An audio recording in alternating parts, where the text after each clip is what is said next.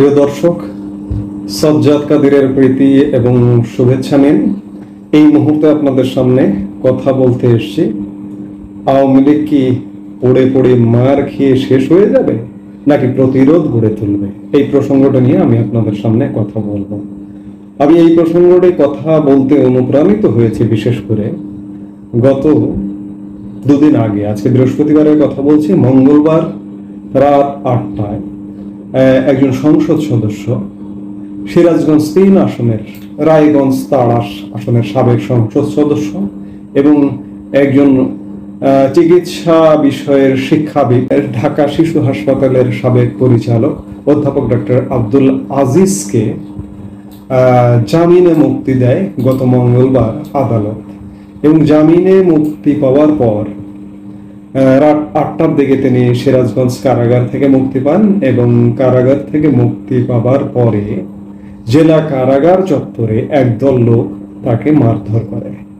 ঘটনার পর রাতেই সেনাবাহিনীর সহযোগিতায় পুলিশ তাকে নিজেদের হেফাজতে নেয়। আব্দুল আজিজকে চলতি বছরের 3 ফেব্রুয়ারি রাজধানীর কলাবাগান এলাকা থেকে গ্রেফতার করা হয়। এরপর থেকে তিনি কারাগারে ছিলেন। জামিনে মুক্তির 16 ঘন্টা পর গতকাল আবারও তাকে আরেকটি মামলায় কারাগারে পাঠানো হয়েছে। ডক্টর আব্দুল আজিজের ক্যারিয়ার আমি যেটি দেখলাম, আমি জানি না তিনি ঢাকা, যেহেতু তিনি চিকিৎসক, তিনি ঢাকা মেডিকেলের K40 ব্যাচের স্টুডেন্ট ছিলেন কিনা।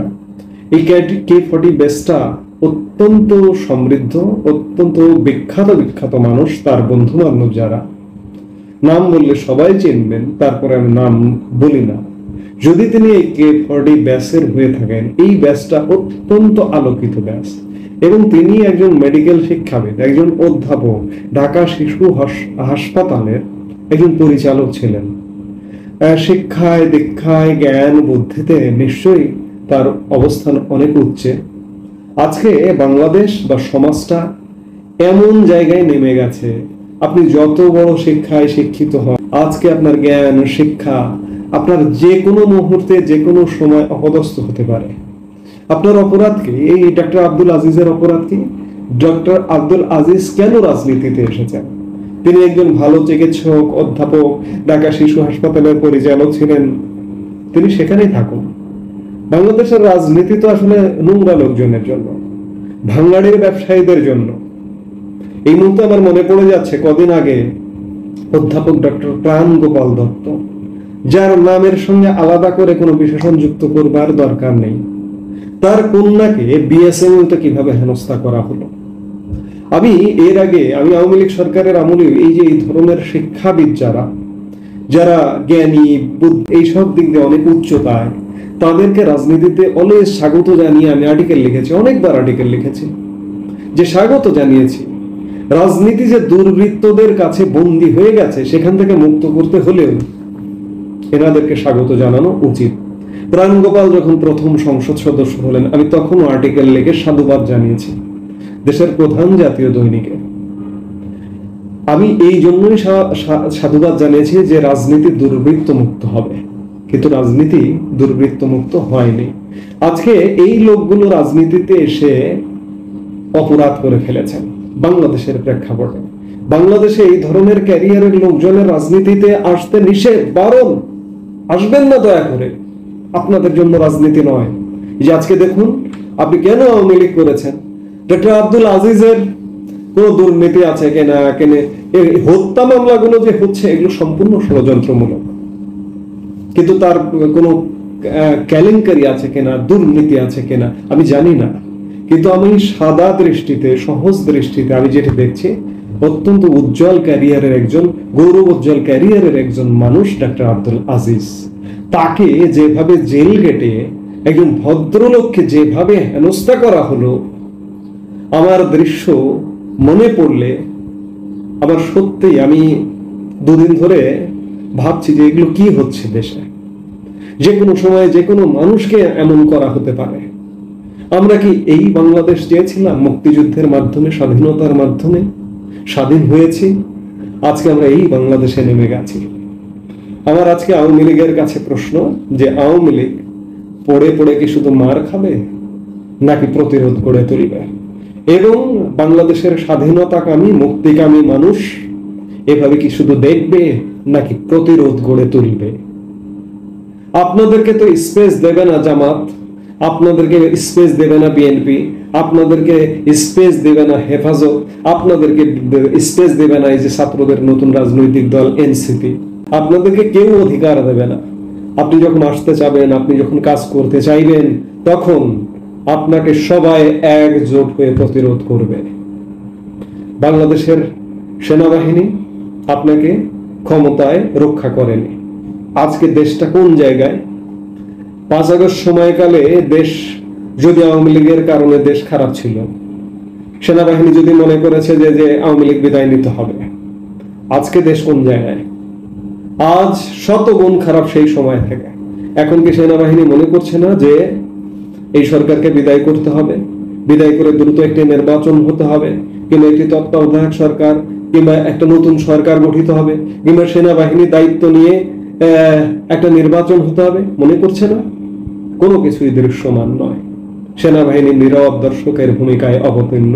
কারণ বাংলাদেশের মতো এইসব তৃতীয় বিশ্বের দেশগুলো অনেকটা সেনাবাহিনীর উপর নির্ভরশীল।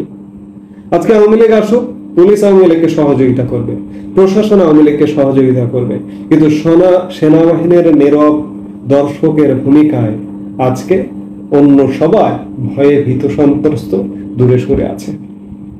আমি যেটি বলছিলাম যে আওয়ামী লীগের পুনর্বাসনে কেউ সহযোগিতা করবে না। এবং ইদানিংকালে আজকের পৃথিবীতে যারা দীর্ঘদিন গত 16 বছর জয় বাংলা করে বেরিয়েছে, আমি কিভাবে মুহূর্তের মধ্যে রং বদলাতে দেখছি। জয় বাংলা এখন যারা জয় বাংলা করেছে, আওয়ামী লীগের সুযোগ সুবিধা নিয়েছে, তারাও আজকে কিভাবে রং বদলিয়ে গেছে।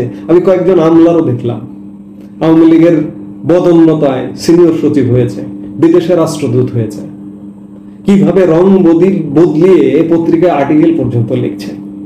এভাবে রং বদল চলছে। আওয়ামী লীগ যদি এভাবে মার খায়, মার খেতে থাকে, যদি পাল্টা প্রতিরোধ গড়ে না তোলে, আওয়ামী লীগ এর আগে 75 পরবর্তী সময়ে 21 বছর লেগেছিল। এবার আমি বলবো না যে কতদিন লাগবে, কারণ এবারের প্রেক্ষাপটটা একদম ভিন্ন। কারণ হচ্ছে এই মুহূর্তে আওয়ামী লীগ এখন পর্যন্ত, আজকে পর্যন্ত আওয়ামী লীগ প্রচন্ড জনপ্রিয়। আজকে আপনি একটা ভোট দিয়ে দেখুন, কিংবা 1 সপ্তাহ পরে একটা ভোট দিয়ে দেখুন, বাংলাদেশের ইতিহাসে বাংলাদেশের প্রথম জাতীয় সংসদ নির্বাচন 1973 সালের নির্বাচন থেকে শুরু করে গত 7 জানুয়ারি 2024 নির্বাচন পর্যন্ত যতগুলো ভোট হয়েছে, আমি বিশ্বাস করি আওয়ামী লীগ ভূমিধস বিজয়ে বিজয়ী হবে। কিন্তু এই যে পড়ে পড়ে যে মার খাচ্ছে, কতজন আওয়ামী লীগের নেতাকর্মী কতদিন এভাবে মার খাবে? এভাবে কতদিন সম্মিলিত প্রতিরোধ না গড়ে তুললে কতদিন এভাবে আপনি ধরে রাখবেন জনপ্রিয়তা? এই জনপ্রিয়তা তো থাকবে না। জনপ্রিয়তা তো নদীর স্রোতের মতো ভেসে যাবে। কাজেই আওয়ামী লীগ যদি খুব শীঘ্রই প্রতিরোধ গড়ে তুলতে না পারে, সেটা সেনাবাহিনীর সাথে নেগোসিয়েশন করে হোক, প্রশাসনের সাথে, পুলিশের সাথে, অন্যান্য রাজনৈতিক দলের সাথে, বিদেশের সাথে, যে কোনো ভাবে আওয়ামী লীগ যদি আগামী 2-1 মাসের মধ্যে প্রতিরোধ গড়ে তুলতে না পারে, আওয়ামী লীগের এই জনপ্রিয়তা থাকবে না। আওয়ামী লীগের লোকজন হারিয়ে যাবে। কে পড়ে পড়ে মার খেতে চায়?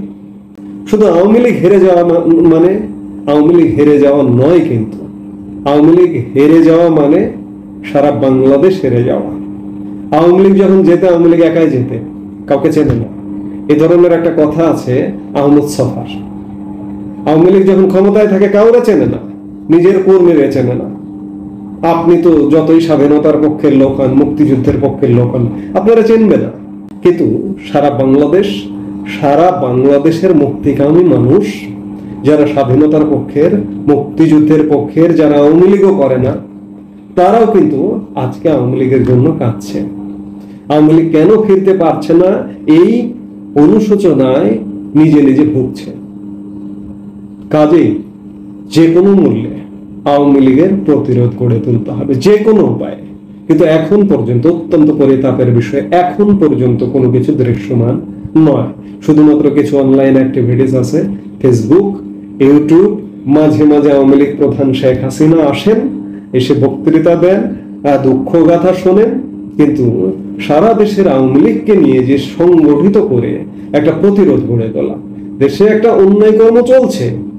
আমি আওয়ামী লীগের এজেন্ডা বাস্তবায়ন করতে আসিনি, আমি কোন রাজনৈতিক দলের এজেন্ডা বাস্তবায়ন করতে আসিনি। দেশে একটা ভয়ানক পরিস্থিতি চলছে, আপনি একদম নিরপেক্ষ জায়গায় আপনার বিবেক দিয়ে, শিক্ষা দিয়ে আপনি যারা শুনছেন, একটু দাঁড়িয়ে চিন্তা করুন তো যে গত 8 মাসে দেশের অবস্থাটা কি। আপনি যদি চোখ বন্ধ করে চিন্তা করেন তাহলে দেশের কোনো ইতিবাচক কি কি আছে, কয়েকটা পয়েন্ট বলুন তো। আমার বিশ্বাস আপনি বলতে পারবেন না। কাজে এই জায়গা থেকে প্রত্যেকটি বিবেকবান মানুষ, স্বাধীনতাকামী, মুক্তিকামী মানুষ আওয়ামী লীগের সাথে আছে। আর রাজনৈতিক দল হিসেবে আওয়ামী লীগকেই দায়িত্ব নিতে হবে, প্রতিরোধ গড়ে তুলতে হবে। নইলে আওয়ামী লীগ, ওই যে আওয়ামী লীগের বিরুদ্ধচারণ করা যারা, তারা বলেন যে আওয়ামী লীগ খুব সহসা কিছু করতে পারবে না, সেই কথাটি কিন্তু সত্য হবে। কাজেই প্রতিরোধের কোনো বিকল্প নেই। আপনাকে আমি খানিক আগে বললাম, কোন রাজনৈতিক দল স্পেস দেবে না, সেনাবাহিনী আপনাকে স্পেস দেবে না। সেনাবাহিনী আপনাকে ক্ষমতায় রাখতে পারেনি, আপনাকে ক্ষমতায় ফিরিয়ে আনবে এটা আপনি ভাবেন কিভাবে?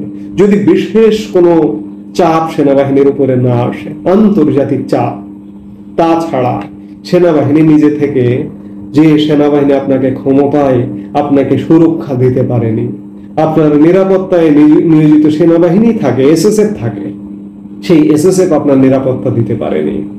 আওয়ামী লীগ প্রধানকে বলছি, সেই সেনাবাহিনী আপনাকে ক্ষমতায় ফিরে আনবে, আপনাকে রাজনীতিতে ফিরিয়ে আনবে, এগুলো যদি এখনো ভেবে বসে থাকেন, এগুলো দুর্ভাবনা এবং দুঃস্বপ্ন ছাড়া অন্য কিছু নয়। কাজে ফিরতে হবে নিজের চেষ্টায়, আপন আলোয় আপন শক্তিতে জেগে উঠতে হবে। এবং এই যে আপনার প্রতি, আপনাদের প্রতি যে অন্যায় হচ্ছে, অন্যায় ভাবে শত শত নেতা কর্মীর নামে মিথ্যা হত্যা মামলা, অত্যাচার, নির্যাতন, বাড়ি ঘরে হামলা, ভাঙচুর, কেউ বাড়িতে থাকতে পারছেন না, এগুলোর জন্য আপনাকে ঘুরে দাঁড়াতে হবে। দেয়ালে পিঠ ঠেকে যাচ্ছে, প্রতিরোধ গড়ে তুলতে হবে, এছাড়া এর বিকল্প কোনো উপায় নেই। এখন প্রশ্ন হচ্ছে, আমি শুরু করেছিলাম যে শিরোনামটি দিয়ে, আওয়ামী লীগ পড়ে পড়ে মার খাবে নাকি প্রতিরোধ গড়ে তুলবে? প্রতিরোধ গড়ে তোলা ছাড়া বিকল্প কোনো উপায় নেই। এই মুহূর্তে এ পর্যন্তই। সবাই ভালো থাকুন, সুস্থ থাকুন। আমাদের ভিডিওগুলো নিয়মিত পেতে সাবস্ক্রাইব করুন Sajjad Kadir and the legends YouTube channel এবং লাইক, কমেন্ট, শেয়ার করে সাথে থাকুন।